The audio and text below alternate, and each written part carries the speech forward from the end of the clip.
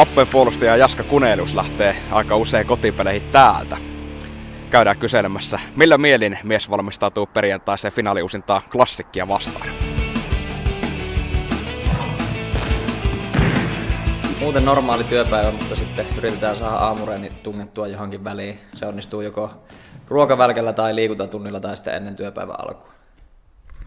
Kuinka se pystyy keskittymään täällä, kun töitä tekee, niin seuraavaa peliä ajatellen? Kyllä se yllättävänkin hyvin on mennyt, että aika lailla sen saa pidettyä poissa mielestä silloin sen työpäivän ajan, mutta silloin viime keväänä ainakin oli välillä kyllä sellaisia tilanteita, että en oikein muista siitä viimeisestä kuukaudesta töissä oikeastaan mitään. No, yleensä jos täällä on tyhjää, niin tuolta löytyy tasapainolautoja, kuminauhoja, kahvakuulia, kuntopalloja, niin niillä saa tehtyä aika monipuolisesti lämmittelyä, koordinaatiota, keskivartaloa ja jonkin verran jopa nopeutta, että ne on ihan hyviä herättelyjä varsinkin hermostollissa aamupäivästä.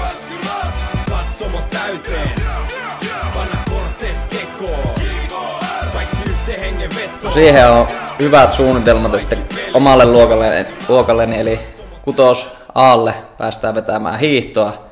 Ne on niin isoja tollikoita, että siellä pääsee niinku itsekin hiihtämään mukaan. Että 1,5 tunnin aamureeni siihen hiihdon merkeissä. Sitten hyvää kouluruoka ja työpäivä loppuu jo 1:00, niin siinä on hyvä lähteä valmistautumaan. Plus, että kun Vänttinen ei enää Klassikissa pelaa, niin ei tarvii pelätä niinku veren tulemista nenästäkään kummankaan puolin.